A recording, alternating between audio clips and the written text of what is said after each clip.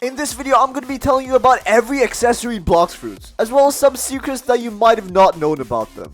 Okay, so first on the list, we got the Black Cape, and the Black Cape is a rare accessory that can be bought from an NPC called Parlous, who's located at Marine Fortress on the first sea. It costs a total of 50,000 belly, and you have to be at least level 50 to buy it. The boost it gives you are plus 100 energy, plus 100 health, and plus 5% damage.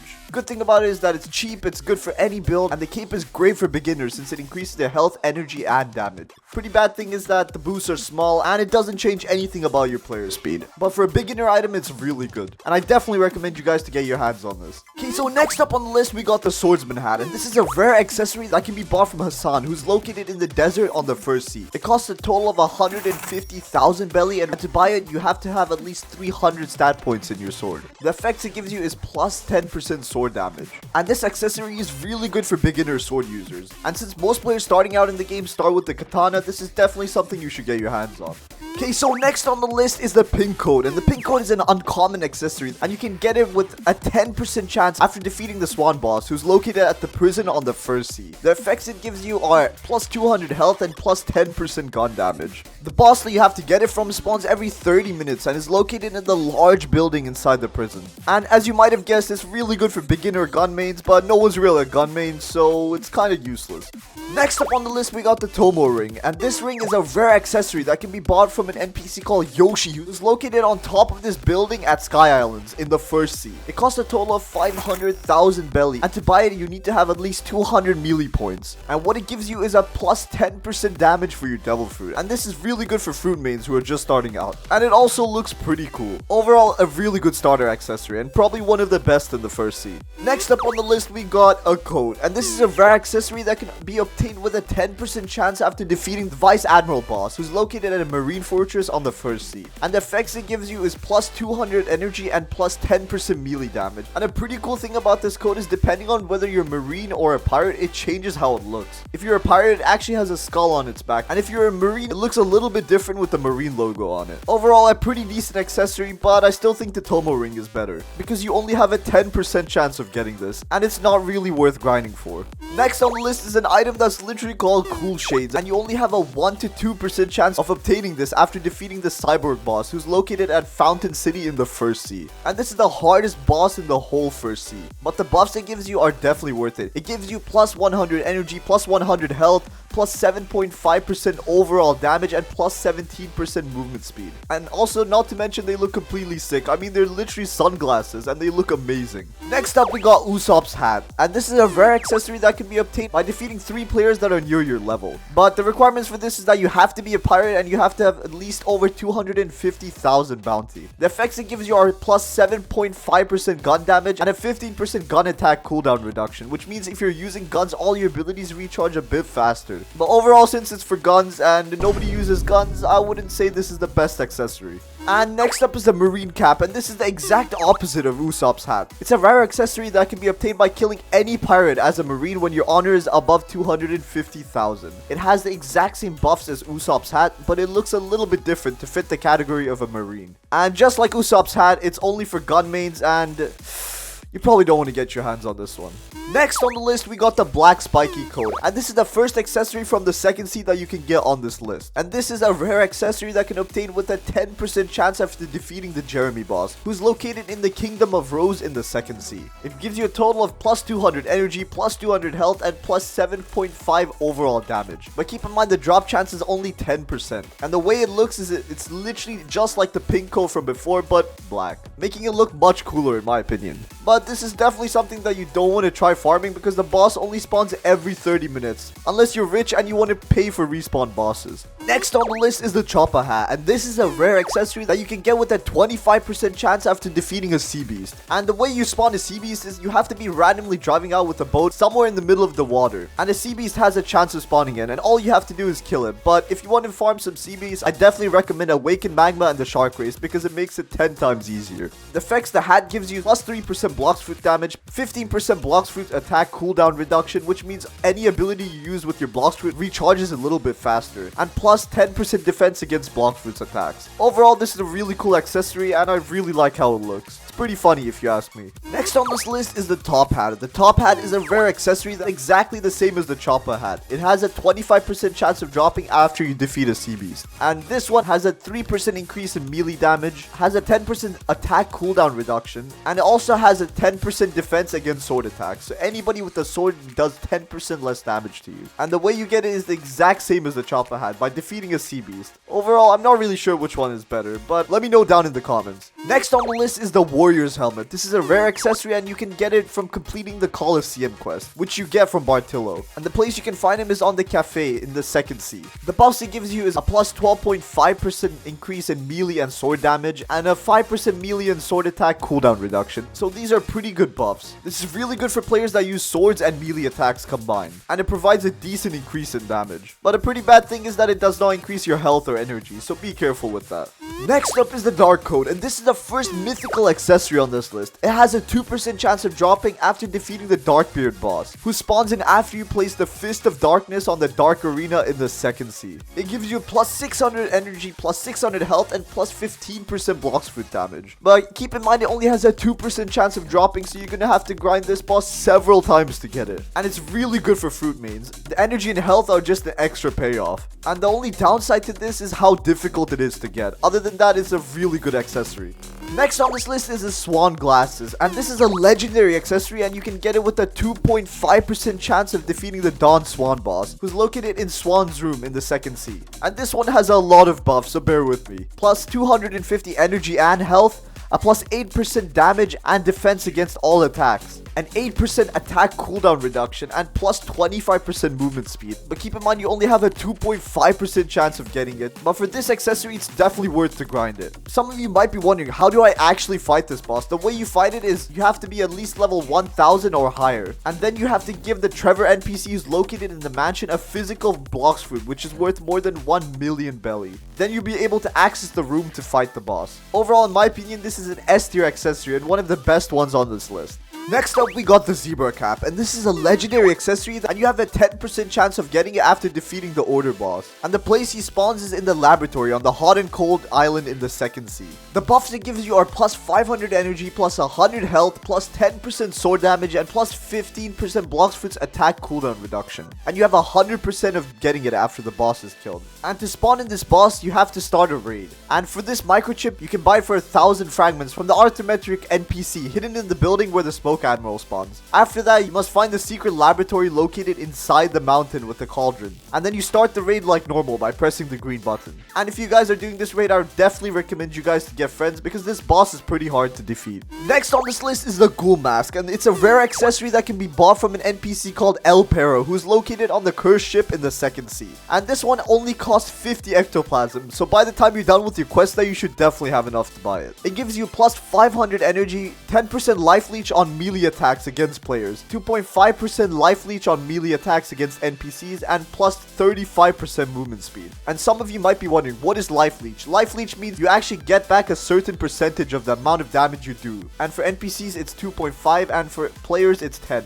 And this accessory is known to be really good for people that grind with the Buddha fruit. And if you pair that with the cyborg race, your grinding just becomes unstoppable. Next up, we got the blue spiky code, and this is a rare accessory and the way you get it is by defeating the cursed captain boss, who has a 1 in 3 chance of dropping it. And the place you find him is at the cursed ship on the second sea. The buffs it gives you are plus 500 energy, plus 250 health, and plus 7.5% damage. It's really good, has high energy, health, and it increases your overall damage. But a pretty bad thing is that it's pretty hard to obtain. The boss is hard to kill and then you only have a 1 in 3 chance of getting it. But overall, still a pretty decent accessory. Next on the list is really similar to the last one. We got the red spiky coat, and this is a rare accessory and you can also get it with a 1 in 3 chance by defeating the cursed captain boss. And this one gives you plus 250 energy, plus 500 health, and plus 7.5% overall damage. And it's really similar to the last one because this one is literally red and the other one was blue. But overall, both of these accessories are really good and I'm not sure which one is better.